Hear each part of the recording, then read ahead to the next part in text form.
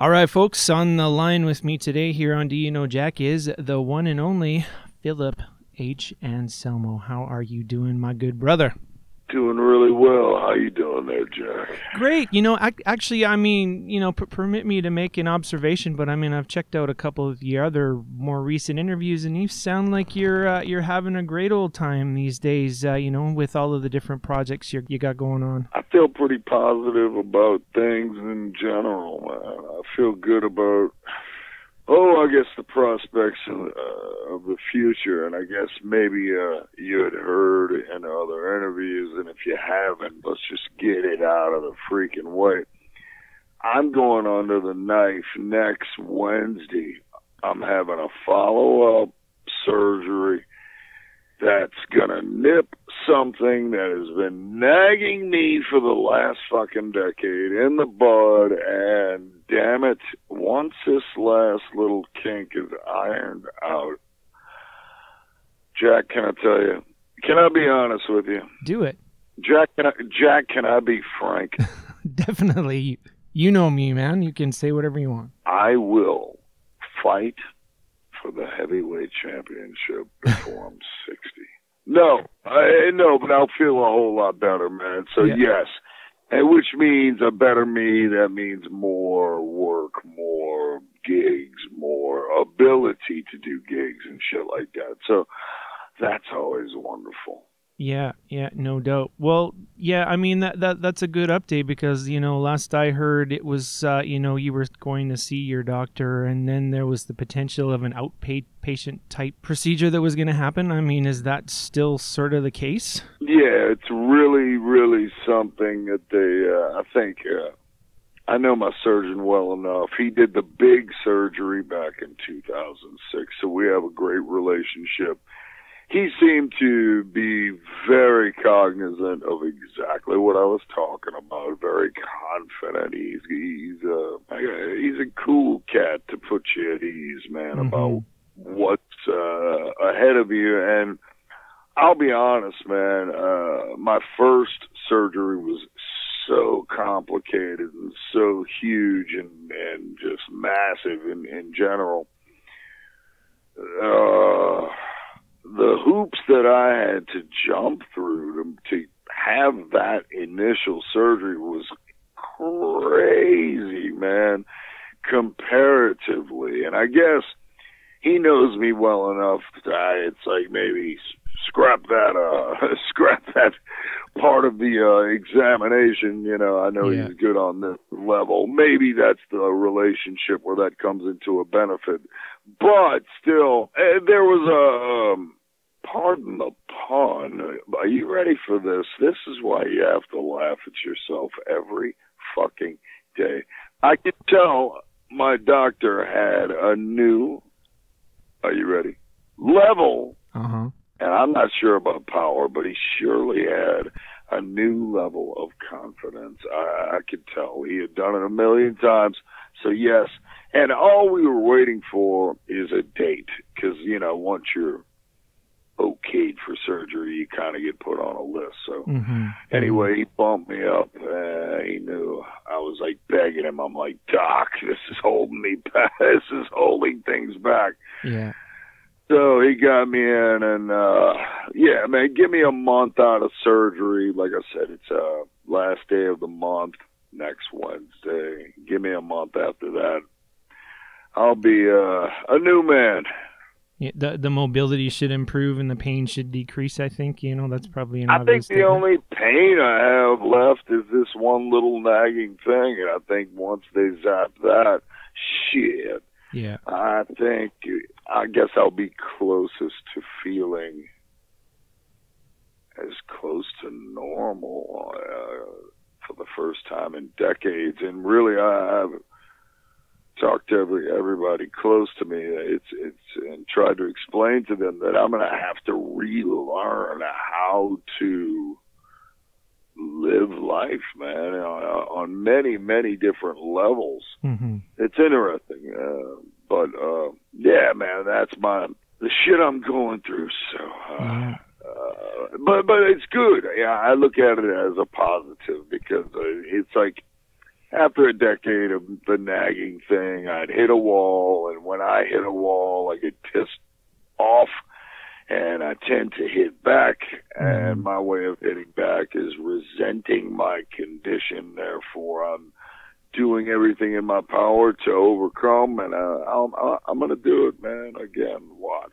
Well, you've got that strength and you've got that resiliency, and I mean that determination has always been there, obviously, and it's that same determination that's enabled you to, you know, crank out such great records, including, I might add, the one that's just about to come out tomorrow on January 26th, Choosing Mental Illness as a Virtue. Philip Anselmo and the Illegals strikes again. Don't forget the H.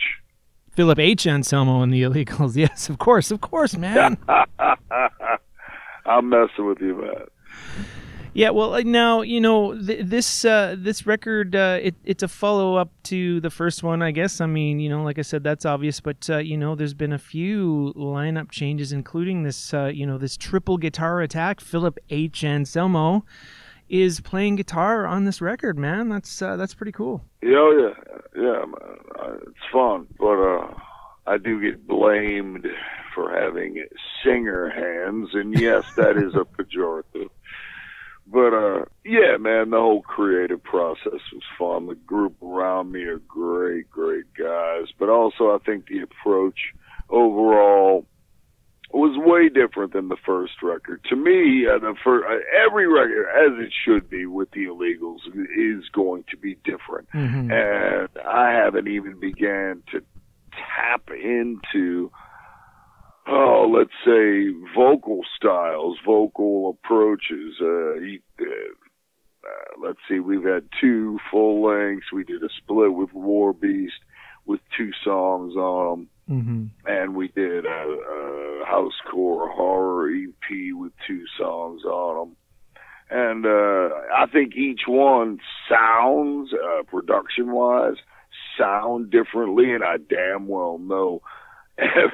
Like, take, for instance, Walk Through Exits Only. That is so purposefully ugly sounding, and really what I wanted out of it was just herky-jerky style thrash, and I think we accomplished that. And now for this next record, I took a lot of influences that I'm sure I've said them a million times. Dark Angel, right? Slayer, Morbid Angel. I wanted, well, the Dark Angel reference come from how, I guess how I felt in the 80s when Darkness Descends first came out, and every time we would listen from front to back, it just felt like you would listen to it and felt something akin to an avalanche. So, you know, that's the vibe I wanted to get across as far as songs slamming into songs. However, I do think the outro is a little different, which is really, for me, a segue into the record that is coming after this record. So, yeah. But that's in my own insane world. But as far as the Choosing Mental Illness, big, gigantic props for me being in the 3-year think tank of Portal from Australia. Big nod to them. I think for modernity, they're fantastic at death metal, and they're under my roof considered beautifully extreme.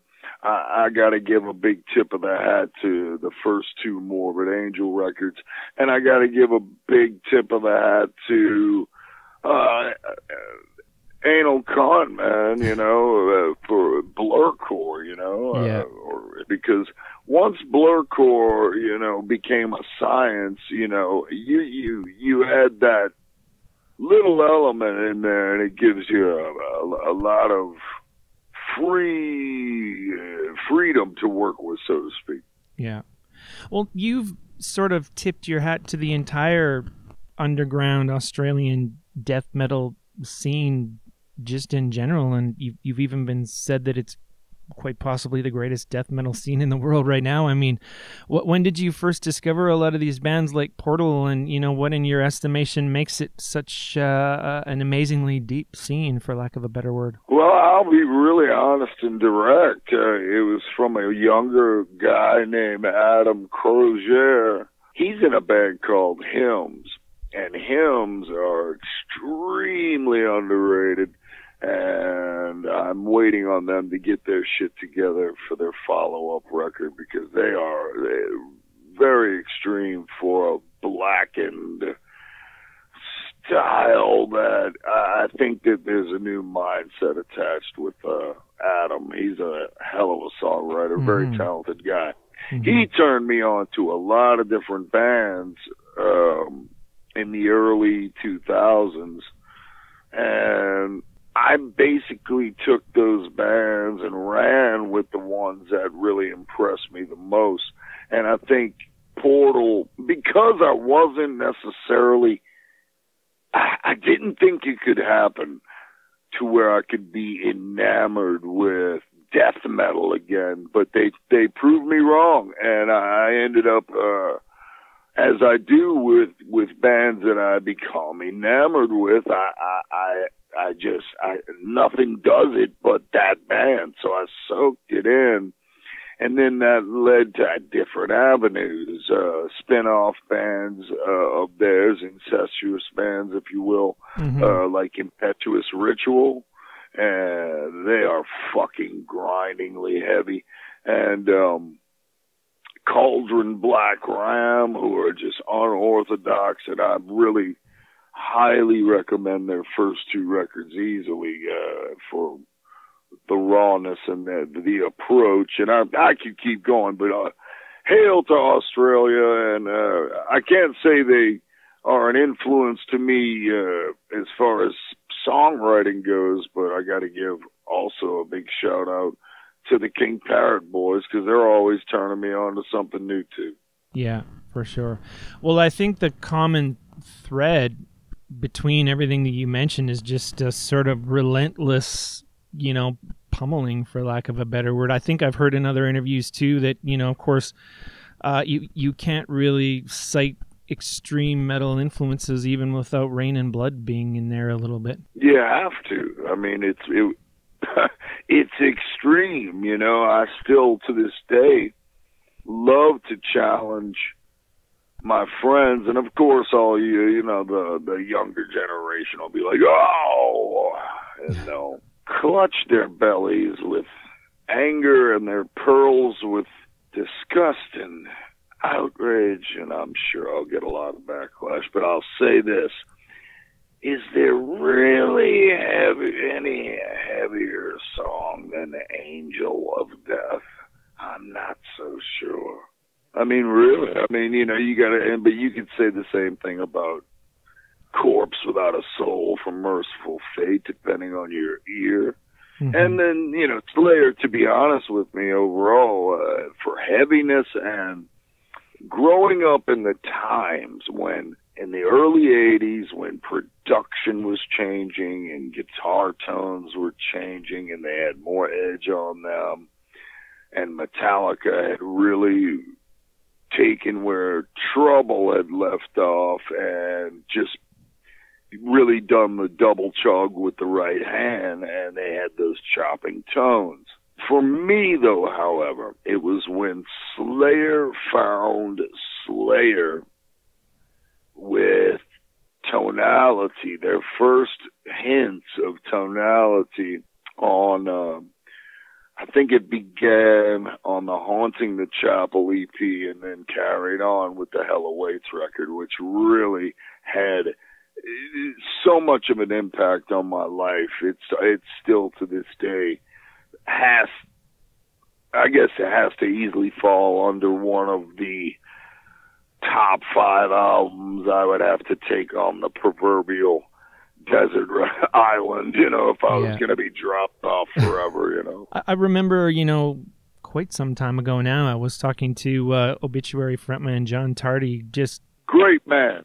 Love the Tardy brothers. Love those fellas. Bunch of Great guy. Stand-up guys, 100%. And you know, we were musing, like, what would it take for, you know, any extreme metal band to even be remotely considered for, you know, the controversial Rock Hall nod. And he said, well, Slayer would have to be inducted first before any of those other ones. Did you say, like, what you referring to the Hall of Fame? Yes.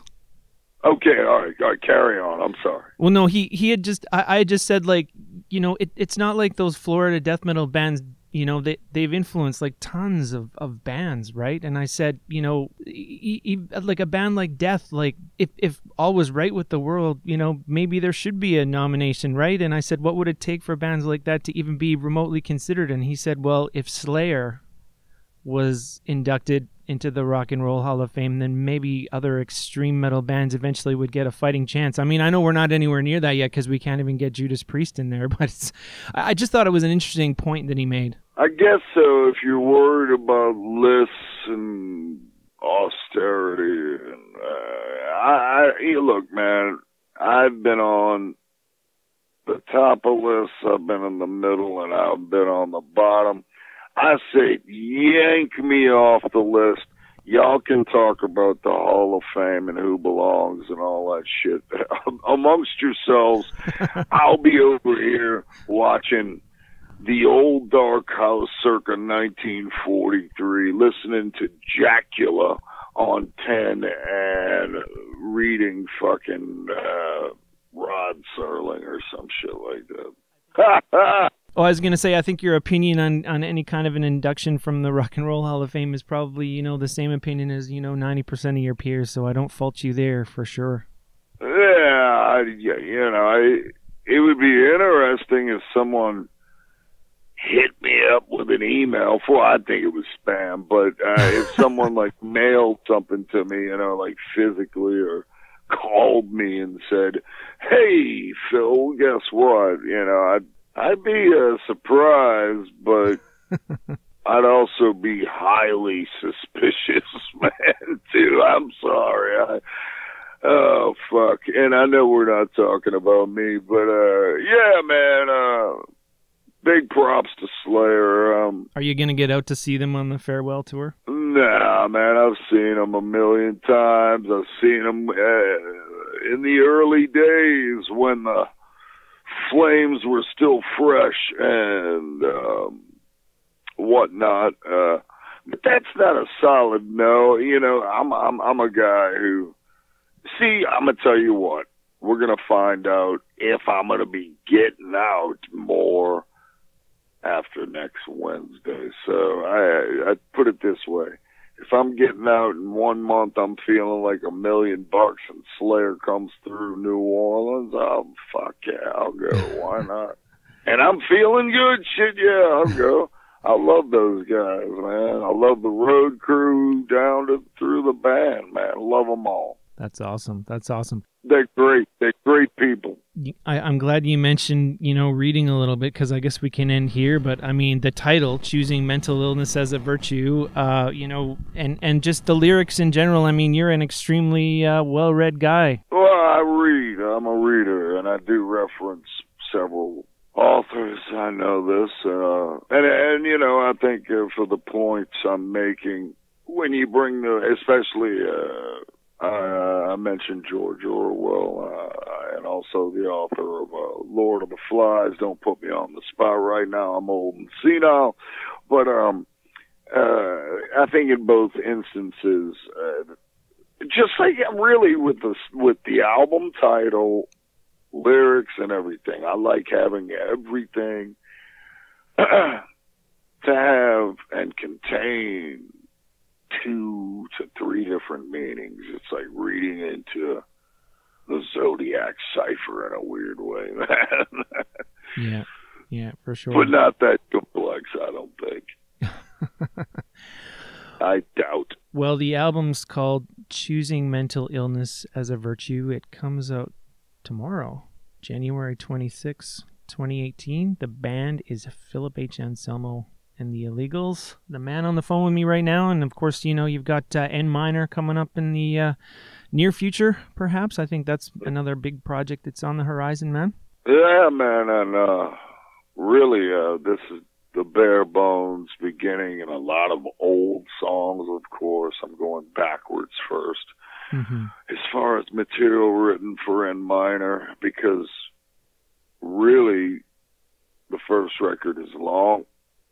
There's like 16 songs on it, and we have enough for like 3 more records. So it's something that's gonna progress, and yeah, man, it's for the fun of it, and I guarantee we'll be having a very different conversation next time after that release is out. Yeah, well, I definitely look forward to chatting with you every time, man. It's always a good chat. It's always fun. You're an extremely knowledgeable guy about a lot of heavy music out there. Both classic and all points in between. Well, I'm just a traveler and a glorified music fan. I still love music. I crave it. I listen to the odd chord, no matter what genre it's in, and I adore it, really. All kinds of music, and I think you should be well-rounded and draw from as many influences as you possibly can, Yeah. Life is short. For sure. Well, listen, man, it's been great chatting with you today. Absolutely, my friend. Okay. You have a gooder. All right, big brother. Talk to you soon. Bye-bye.